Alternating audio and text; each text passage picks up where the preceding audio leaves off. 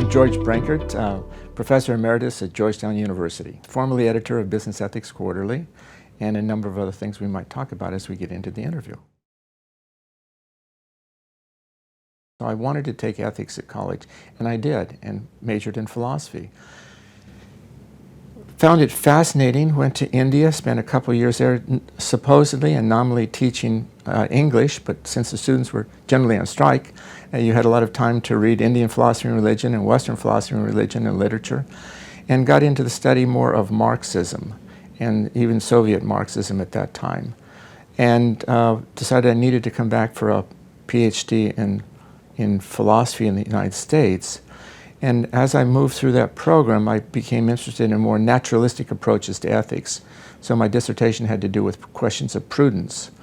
And so I easily came into the way of thinking about things that, well, what is the most important institution in life today? And that's really basically business as far as I'm concerned. And so having studied Marxism in India, Marx being one of the great business ethics philosophers, it was interesting to bring that together with my study of ethics at the university.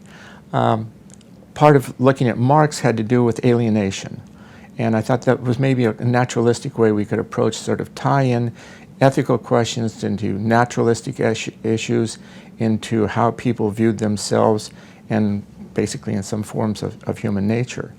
So I started working on Marx, and then once you work on Marx, you're really basically moving into business ethics, especially if you have a business ethics background. So basically you can say that I got into business ethics because of my initial interest in ethics, and I would add that when I was in graduate school, this was during the time of the Vietnam War. And so there was a big emphasis on practicality of philosophy and various disciplines. What is the practical effects?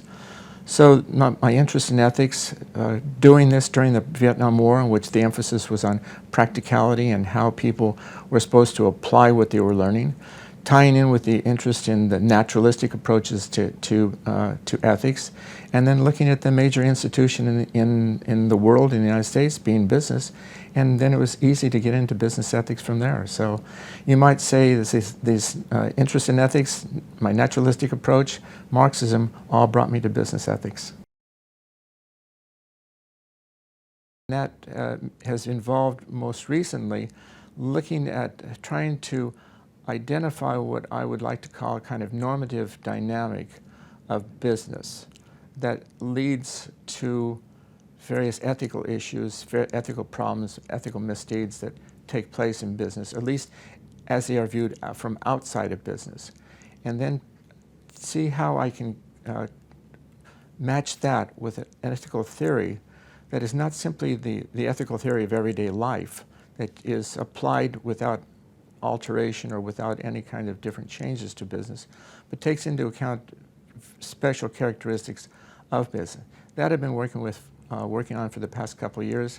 Is still a work in progress, we might say, but I find it fascinating. What I find fascinating about it is that I think one of the things that we haven't really adequately dealt with is the messy nature of ethics and morality. I think many times it's viewed, well, we have a simple type of guideline, or people in business have a simple guideline.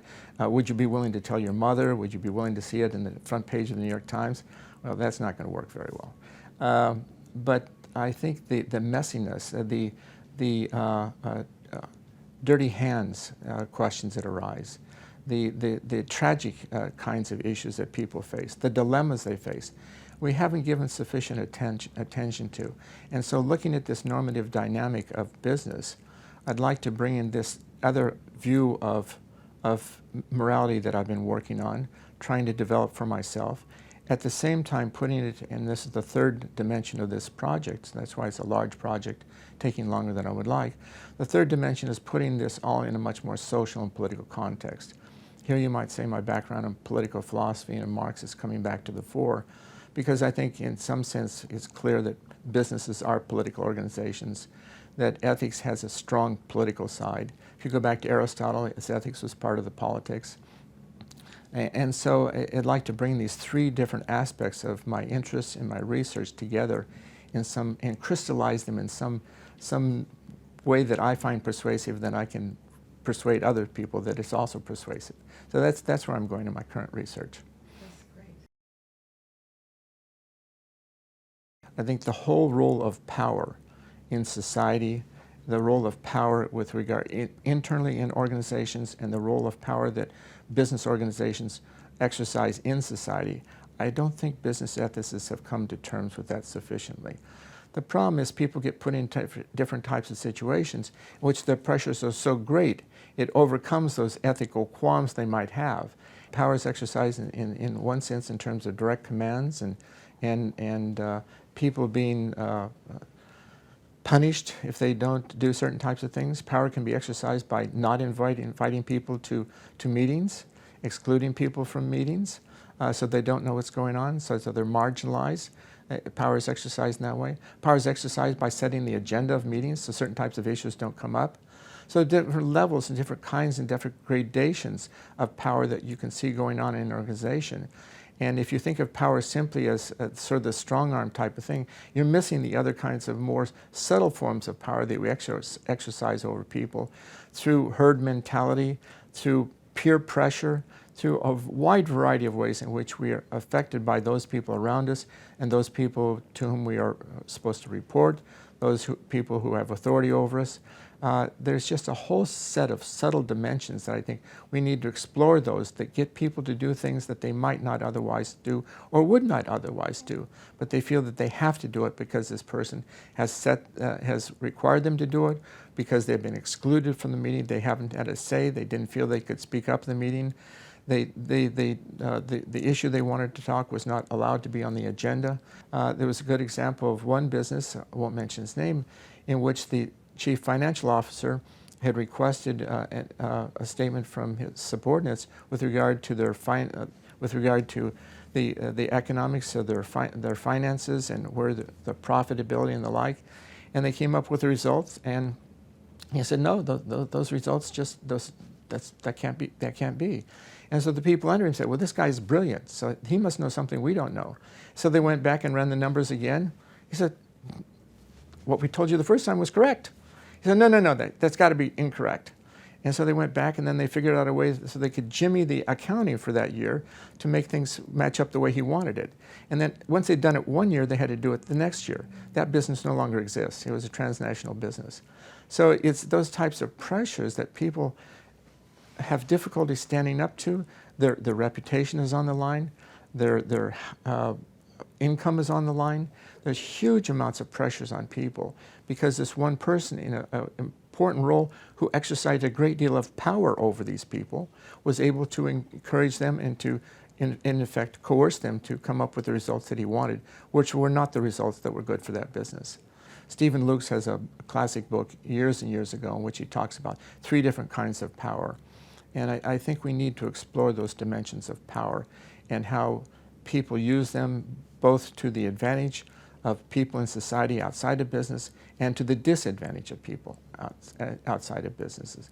So that's where my own work is headed, and that's where I think business ethics needs to head more in the future.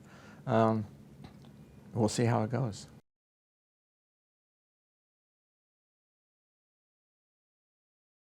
I see the Society for Business Ethics developing further in terms of the kind of research that people do there, in bringing in people from other parts of the United States and around the world. When I talk to people in Europe, it's been in India when I was there. I've been outside advisors of Ph.D.s, dissertations in India. And the amount that they were drawing upon American or Anglo-American research in business ethics was quite striking. Of course, my response to them is, well, that's really nice that you're drawing upon American resources, but you've got a lot of resources here in India. You should perhaps try to integrate that into your dissertation as well. I think many of the assumptions that I hear when people talk about business ethics reflect quite often American assumptions and biases. I think it'll be interesting the extent that we can further identify those and no longer be sort of held hostage to those and recognize those for kinds of biases that, and they're not to say it's a bias isn't necessarily to say it's something bad.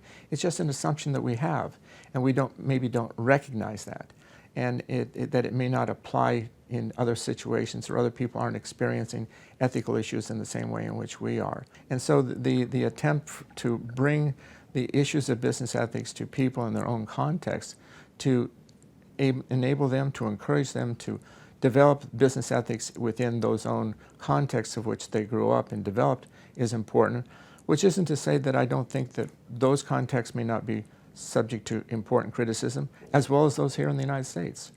And so I would like to see us to become much more self-reflective about these types of issues as we go forward. I don't know the future of business ethics in business schools. I'd like to see that it expands, of course. I think in part it may do so because those people who are business ethicists coming to the discipline, shall I say, if not the profession today, come from a different background than its founders. All of its founders basically had a background in philosophy. And as other people have noted, business ethics in philosophy is viewed as a distant cousin at best, one that you don't want to get together with very often. And so in our philosophy department at Georgetown, there is not a business ethics course.